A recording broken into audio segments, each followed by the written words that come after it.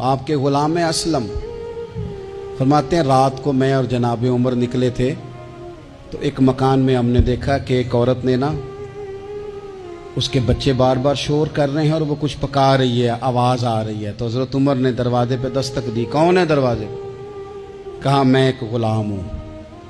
حضرت عمر کہتے ہیں غلام ہوں، بہن کیا مسئلہ ہے، بچے کیوں رو رہے ہیں؟ تو بی بی کہنے لگی تمہیں کیوں بتاؤں، جاؤ نا اپنا کام کرو۔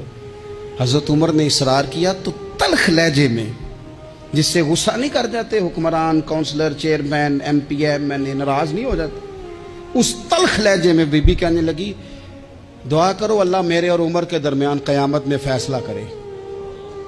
کیسا حکمران ہے کہ اس کی حکومت میں میرے بچے بھوکے سوتے ہیں، یہ میں نے پانی میں روڑے ڈال کے چڑھائے ہیں، لیکن یہ پیٹ کی بھوک یہ بڑی ڈاڈی ہوتی ہے، یہ نیند بھی نہیں آنے دیتی۔ خیال تھا رو دو کے سو جائیں گے پر سو بھی نہیں رہے۔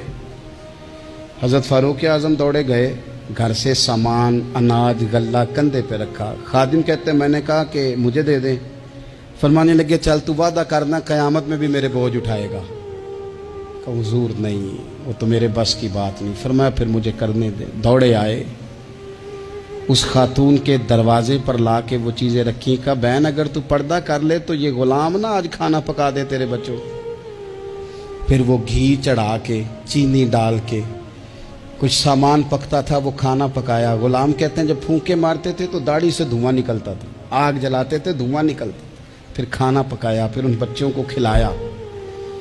پھر حضرت عمر فاروق رضی اللہ تعالیٰ عنہ نا تھوڑے پیچھے بیٹھ گئے تو بچوں کے ساتھ اس طرح کی باتیں کرنے لگے کہ وہ ہنس پڑے۔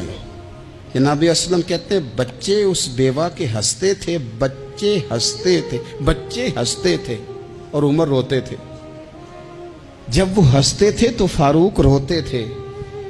پھر وہ بچے آہستہ آہستہ لیٹنے لگے اور جب وہ سونے کی طرف بڑھنے لگے تو حضرت عمر کہنے لگے بہن میں جاؤں؟ کہنے لگی رب تیرا بھلا کرے، میرا کلیجہ پھٹ جاتا اگر میرے بچوں کو آج شام بھی روٹی نہ ملتی۔ تو سیدنا فاروق اعظم رضی اللہ تعالیٰ عنہ کہنے لگے پھر تو میرے لیے دعا کرے گی؟ کہنے لگی میں دعا کرتی ہوں اللہ عمر کی جگہ تیرے جیسا کو نیک آدمی بٹھا دے۔ تو حضرت عمر کہنے لگے ایک چھوٹی سی گزارش بھی مان لو گی؟ کا کیا؟ فرمانے لگے کوئی یہ میری خدمت اگر پسند آئی ہے تو عمر کو معاف نہیں کر دیتی؟ غلطی ہو گئی، اسے پتہ نہیں تھا۔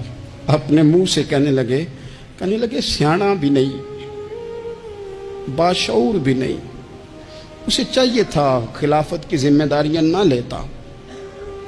لیکن حضرت صدیق نے کہا تو وہ مان گیا، لیکن بہن میں اسے جانتا ہوں، بزدل بڑا ہے، کمزور بڑا ہے، ضعیف بڑا ہے، اگر تو قیامت میں اس کی شکایت لگائے گی تو بڑا کمزور پڑ جائے گا، اس کے لیے مشکل ہو جائے گا۔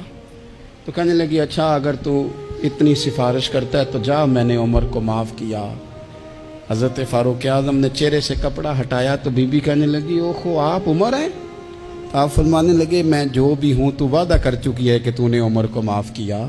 پھر باہر نکلے اور اپنے خادم جناب اسلم سے کہنے لگے 2 بندے اور بلا اور انہیں گواہ بنا کہ میں نے اس غریب کے روتے بچے ہنسائے ہیں، تو جا کے ان کو بتا میں نے وہ ہنسائے ہیں، اس کے بھوکے بچوں کو میں نے روٹی کھلائی ہے، اور تو گواہ ہو جا کہ اس بی بی نے خود کہا ہے بغیر جبر کے، میری گزارش پہ کہا ہے کہ میں نے عمر کو معاف کیا۔ کیوں نہ ہم بھی اپنی اپنی ذمہ داریوں کا احساس کر لیں، کیوں نہ ہم بھی جہاں جہاں ہماری ڈیوٹی ہے ہم بھی وہاں غور کر لیں، کہیں ایسا تو نہیں کہ ہم بھی کمزور پڑ گئے ہیں، ذمہ داری تو لے لی ہے پر اب ہم ادا نہیں کر پا رہے، ورنہ وہاں سے معافی لے لیں۔ اللہ تعالیٰ سیدنا فاروق اعظم کا فیضان عطا کرے۔ آخر دعوایا ان الحمد